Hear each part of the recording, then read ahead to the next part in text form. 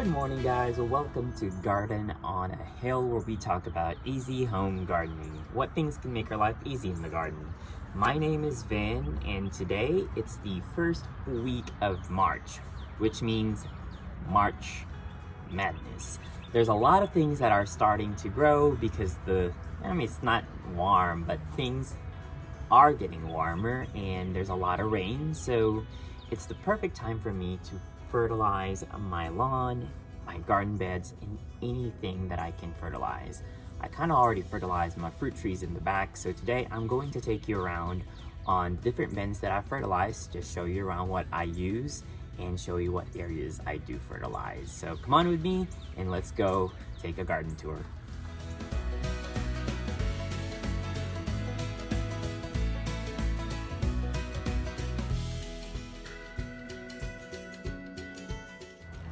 So these are the three fertilizers I use for my garden. I'll start with the organic one. This is the Espoma Hollytone. It's a good organic fertilizer for the perennials that are close to my areas that I gather vegetables and edible plants from. So I pretty much use organic as much as I can on the areas that are close to my vegetable garden. So I use this even in the front yard, things that I often walk around. I want to make sure at least it's safer, that I have an organic option for this.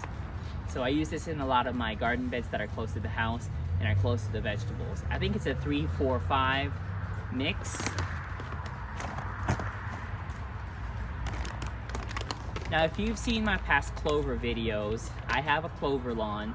So I typically add more phosphorus to the ground. I use super phosphate. It's an inorganic fertilizer that has a very high content of phosphorus. It's a 0-18-0. I use this as a supplemental fertilizer for my clover lawns. I do a 10-10-10 for the regular grass, or I use Fertilome Tree and Shade Food, which is a 19-8-10 fertilizer, high in nitrogen, a little low in phosphorus, and high in phosphate. So I kind of use this on my lawn as well as the nitrogen source, because if you can look at your local lawn fertilizers, they have a high nitrogen, which is the first number here. Typically your lawn fertilizers have a 24 nitrogen.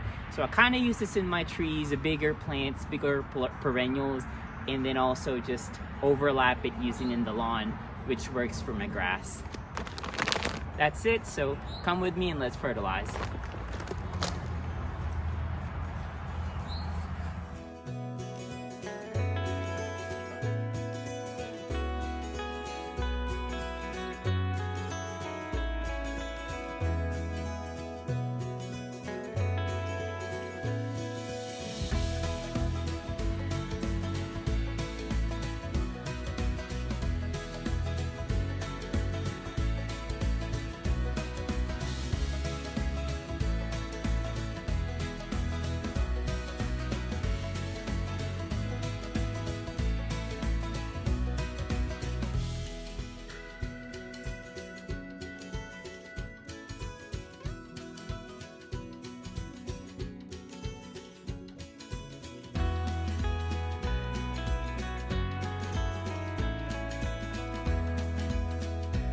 Wait for it, the video is not over. I know we were well into the sunset, burning the midnight oil, applying the fertilizer. Yeah, I kind of started around 6:30 and finished 7:30, so that's actually after my work. So of course, I also work. I'm not a full-time gardener, but there's actually a good reason why I did that at sunset. So we'll talk about that in the tips. Now, fertilizing can be complicated. Yes, fertilizing can be complicated, but it can also be easy once you understand the basic, know-hows of a fertilizer. But that can take a whole session of talking what a fertilizer is, what it's made of, how you use it. But I just want to make it easier for you. If you have the same setup as me, a vegetable garden, a lawn, a clover lawn, a grass lawn, some trees, perennials that you're taking care of, this is my cheat sheet. I'm going to flash it. Hold it for 5 seconds. Feel free to take a screen capture. So this is what I use to make it easy, and we'll explain some basic elements of the fertilizer later. But for all new plants, I typically put biotone as I dig the hole and plant the plant, or you can also top dress it with biotone. It's an organic one, it's by Espoma, and it just has good microbes in it that'll help your plant, establish itself. Now for existing plants, I use two things. I use one, plant tone for herbaceous perennials. I'm sorry. That's basically plants that die back in the winter when the whole cold hits the plant. So I use plant tone. I use hollytone for the evergreen ones, which are the ones that keep their leaves. Typically they're bushes, camellias, azaleas, acidic plants, they love that too. Blueberries, anything that's more of a woody or evergreen perennial, I use plant tone. Now, what if you have the same plants in the same bed? I kind of just scatter it, try to concentrate the plant tone in areas where there's herbaceous, and then scatter the ones with the hollytone for the evergreens. Now for lawns, for grass lawns and trees, I kind of group them because as you can see, I have like trees everywhere, and then I have grass. I have ornamental trees around as well.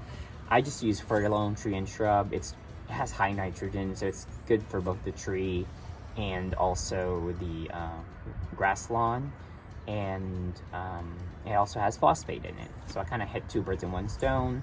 You can also use Scott's or the basic synthetic brands that you have out there that has high nitrogen for the starter lawn fertilizers or lawn fertilizers. Now for your clover lawn, they do not need nitrogen, so my clovers are intermixed with my grass, so I kind of go back again and kind of just top dress it a little with some high yield super phosphate or an Espoma triple phosphate, because the clovers need phosphate, they don't need nitrogen. But those are the basic ones I use. Now, how do I measure these? Of course, they have different kind of measurings. When you look at the fertilizer bag, this is when it gets complicated.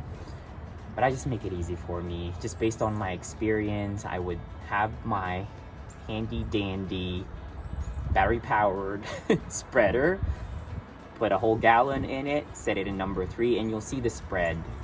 Probably a good spread would be number 3 on that setting. On a regular hand crank, you'll see, you'll kind of have to judge it.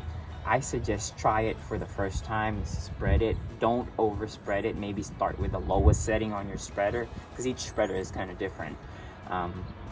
And try it with the lowest setting. See how much your grass grows or your perennial grows. It'll take time for you to learn this, but then at least that sets your baseline if you can add more next year. So once the plants start to yellow or something wrong is happening, it means you put too much fertilizer on it. But you can always go by the back of each fertilizer and use each dosage in there, but that entails you from going around each plant, drip line, put in 1 teaspoon. So that may not work for you if you have a bigger garden than me. I just basically broadcast mine everywhere, flower beds and lawn. So that's it. Now we can talk about fertilizers more on the next following episodes, because they will take a whole session. Now my tips. So my tips: first, do not wear your favorite choice of clothing when you are spreading fertilizer, or you can if it's something that you can always wash. But fertilizers, especially organic ones, if you have not used them before, you may be surprised how much it stinks. Yes, I'm sorry I'm going to use that word, but it does stink. It smells like dried manure. So just FYI, if you're a beginning gardener and you do want to fertilize, that's why I fertilize at night, because I still want to enjoy my garden on the day with kind of this beautiful weather turning to spring, but I don't want it to smell like something else. So that's what I do.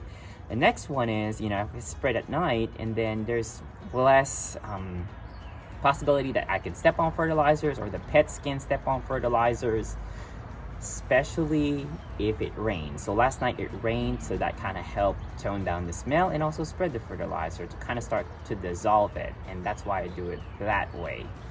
The third one is, the fourth tip I would just say is, now use a spreader. You saw me, I use my spreader everywhere. If you can do that, if you have a bigger garden like mine, a half an acre plot, urban suburban area, use your spreader. Now, if all else fails and you're still confused what fertilizer you want to use, You can use 10-10-10. That's a synthetic fertilizer. Basically means you have 10 nitrogen, 10 phosphorus, and 10 phosphate. That won't be, that's kind of more of a fail-safe option if you're not sure yet what you want to do. That is pretty much this session. I hope you learned something from it. If you like what you see, and if you want to share something, please share. If you have more tips, I am willing to learn from everyone. So if you want to see more videos, please hit the subscribe button. It's at the bottom of this video. Hit like and also hit that bell button so anytime I upload a video, you get informed. See you on the next episode.